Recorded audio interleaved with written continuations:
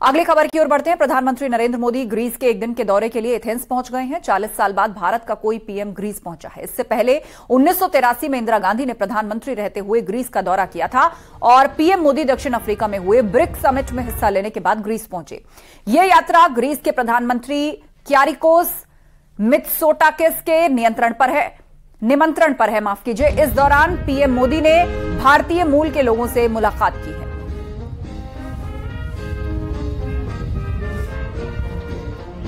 तो प्रधानमंत्री मोदी अब ग्रीस के दौरे पर हैं। साउथ अफ्रीका के बाद वो सीधा 1 दिवसीय दौरे पर ग्रीस पहुंचे हैं। पीएम मोदी का भव्य स्वागत यहां पर किया गया। इस दौरान पीएम मोदी ने भारतीय मूल के लोगों से मुलाकात भी की। यह यात्रा ग्रीस के प्रधानमंत्री के निमंत्रण पर है। अफ्रीका में हुए ब्रिक्स समिट में हिस्सा लेने के बाद पीएम ग्रीस पहुंचे हैं और तस्वीरें आप देख रहे हैं। यहां पर भारतीय मूल के लोगों से, खासतौर पर बच्चों से संवाद किया प्रधानमंत्री मोदी ने। उनके साथ सेल्फी खिंचवाई, उनकी बातों को सुना।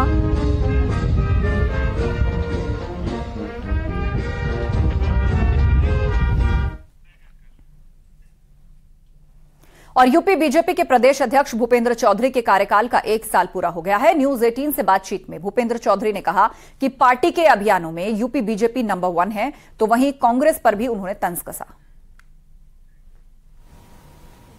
आपके विशिष्ट लोगों से मिलना भी था लोकसभा के अनुसार, और घर घर जनसंपर्क का भी अभियान हमें करना था। तो पूरे सारे कार्यक्रम के स्वरूपों में भारतीय जनता पार्टी उत्तर प्रदेश के कार्यकर्ताओं की तपस्या और मेहनत का परिणाम है कि हम पहले स्थान पर रहे। इसके अलावा नगर निकाय चुनाव हुए, तो नगर निकाय चुनाव में पहली बार देश में या प्रदेश में किसी राजनीतिक दल को इतना बड़ा जनादेश नगरीय चुनाव में नहीं मिला होगा। पहली बार भाजपा को मिला। हम सभी नगर निगम के मेयर जीते, सभी नगर निगम के बोर्ड में सभासद मेजोरिटी भाजपा जीती, सब जगह भाजपा का बहुमत है। आधे से ज्यादा नगर पालिका हमारे पास है। लगभग 40% भाजपा के सिंबल से लोग नगर पंचायतों के चेयरमैन जीते हैं। मैं इन लोगों से पूछना चाहता हूं, लगभग 4.5 साल हो गए, राहुल गांधी जी क्या एक बार अमेठी आए?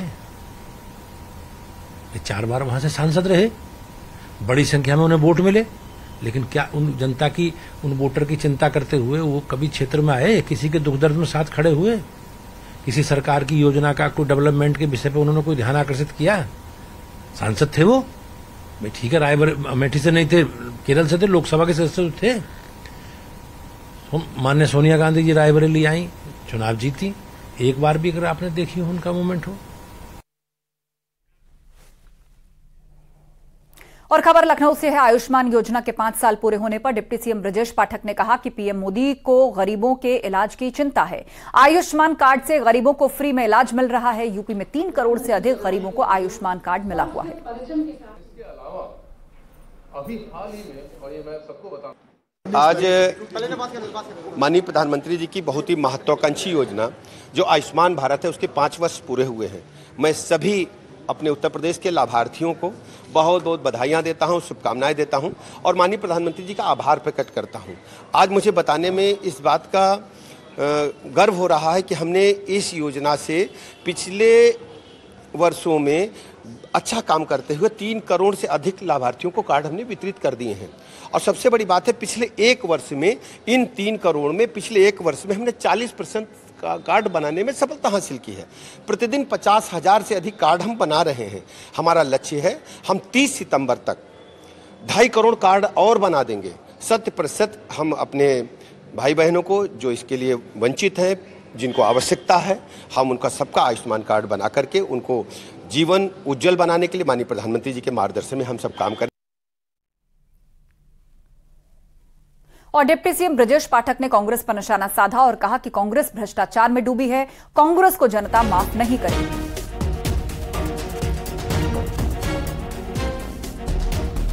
तो कांग्रेस भ्रष्टाचार में डूबी है, कहा ब्रजेश पाठक ने, और कहा कि जनता कांग्रेस को माफ नहीं करेगी।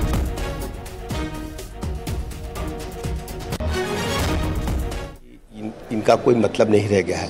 भ्रष्टाचार के दलदल आकंठ डूबी हुई ये पार्टियां हैं और इनके कुकर्मों की वजह से जनता इन्हें कभी माफ नहीं करेगी।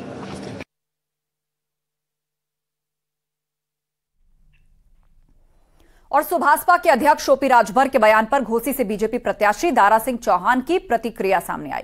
दारा सिंह चौहान ने ओपी राजभर ने जो कहा होगा सही कहा होगा, ये प्रतिक्रिया दी।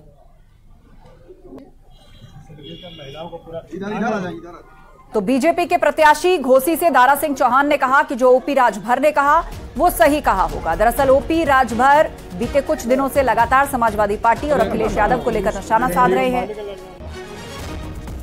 वो ये भी कह रहे हैं कि अगर समाजवादी पार्टी सरकार में आए भी तो यादव मुख्यमंत्री नहीं बना सकेंगे। अच्छा, जब आप भी बता रहे हैं कि दारा चौहान कुछ काम नहीं किए हैं, तो कहाँ है ऐसा नेता का प्रचार कर रहे हैं? हम उनका प्रचार करते ही यार हम एनडीए में शामिल हैं।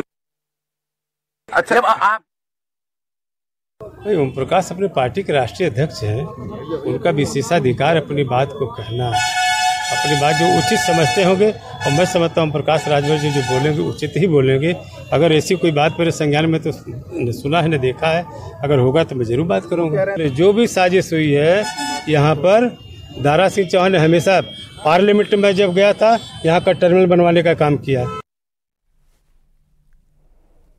और खबर मऊ से है। घोसी उपचुनाव में अंसारी परिवार की एंट्री से सियासी पारा चढ़ गया है। एसपी उम्मीदवार के पक्ष में मुख्तार अंसारी के भतीजे मनु अंसारी जनसंपर्क अभियान चला रहे हैं। घोसी में बीजेपी भी जमकर प्रचार कर रही है।